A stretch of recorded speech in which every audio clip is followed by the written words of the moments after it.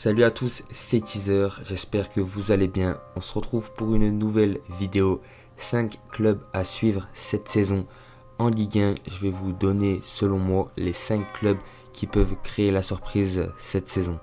Le premier club est l'Olympique lyonnais qui réalise un très bon mercato avec le renouvellement du prêt de TT, le retour des anciens à la maison, Corentin Tolisso et Alexandre Lacazette. L'Olympique lyonnais qui a aussi résolu son problème sur le côté gauche de la défense avec l'achat de Nicolas Tagliafico.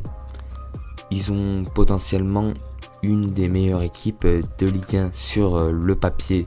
Maintenant, reste à voir en termes de jeu qu'est-ce que ça va donner cette saison. Lyon qui n'a pas de Coupe d'Europe, donc ils vont se concentrer 100% sur le championnat avec des joueurs aussi comme Paqueta, Denayer lui qui quitte l'Olympique lyonnais, Aouar qui devrait quitter l'Olympique lyonnais, Cherki lui pourrait avoir plus de temps de jeu cette saison à Lyon.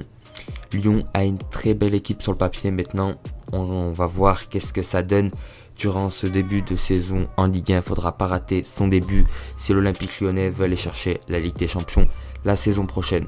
Ensuite, Brest est le plus petit club qui peut créer la surprise cette saison en Ligue 1. Il réalise un très bon mercato à leur échelle avec la nouvelle signature donc de Youssef Belaïli. Ensuite, sur le côté droit, ils ont recruté Karamoko Dembélé, le crack du Celtic qui a commencé en pro à 15 ans. Ensuite, il n'a plus beaucoup eu de temps de jeu. Il signe à Brest pour se relancer, pour être titulaire. Ça va être un joueur à suivre comme Youssef Belaïli avec une prépa physique complète. On a connu Youssef Belaïli sans prépa physique, il était énorme. Alors avec une prépa physique, il peut être encore plus énorme. Ensuite, Brest a dans le viseur Islam Slimani, donc potentiellement une attaque. Franck Honora, Karamoko Dembélé, Youssef Belaïli et Islam Slimani. Après, Brest doit se renforcer un peu en défense pour potentiellement aller chercher une place européenne cette saison, une place en Conference League. Mais pour moi, le club qui va faire le plus sensation en Ligue 1 et qui va aller chercher la 7e voire la 6e place, c'est bien Brest qui réalise un très bon mercato, je vous le redis. Nice est lui aussi un club à suivre cette saison. Ils ont raté de peu la saison dernière la Ligue des Champions et l'Europa League, donc ils se retrouveront en Conference League. D'ailleurs, ils peuvent faire un beau parcours en Conference League.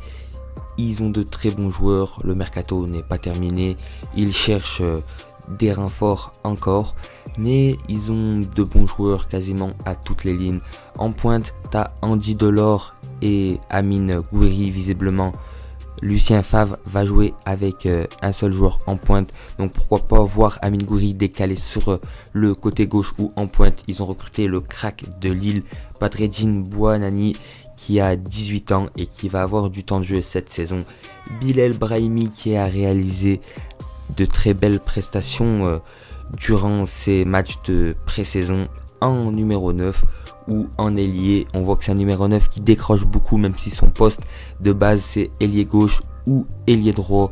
On voit que Lucien Favre peut le mettre en tant que super sub en pointe, surtout qu'il a montré de très belles choses. Donc moi je vois Nice accrocher l'Europa League cette saison, ou pourquoi pas aller accrocher la 3e place cette saison. Nice d'ailleurs qui cherche encore son gardien titulaire après l'échec de Yann Sommer. Ils pourront se pencher sur le cas de Kasper Schmeichel. Pourquoi pas pour l'OGC Nice, ça peut être un très bon coup, mais attention, faut pas se tromper sur ce poste là de dernier rempart. Il faut prendre un joueur, un gardien qui a de l'expérience et qui va être décisif dans les moments importants pour aller chercher cette place en Europa League ou cette 3e place synonyme de barrage en Ligue des Champions. L'AS Monaco, barragiste de la Ligue des Champions face au PSV Eindhoven. Je les vois tout simplement passer ces barrages pour se qualifier en phase de poule de la Ligue des Champions. L'AS Monaco qui réalise un très bon mercato avec l'achat de Mbolo en pointe et de Minamino sur le côté. Donc l'AS Monaco qui n'avait pas vraiment besoin de recruter à d'autres postes, sauf si ce n'est le remplaçant de Aurélien Tchouaméni, que l'AS Monaco n'a toujours pas trouvé un milieu qui peut jouer dans un 4-4-2, donc dans un milieu À 2, l'AS Monaco a toujours pas retrouvé et ça va être un poste important pour savoir si l'AS Monaco va faire une bonne saison ou pas, si l'AS Monaco peut aller jouer la deuxième place ou pas. L'AS Monaco, je les vois se qualifier en Ligue des Champions la saison prochaine. Je les vois terminer deuxième avec le mercato qu'ils ont fait, les très bons joueurs qu'ils ont déjà, en plus de Minamino et Embolo.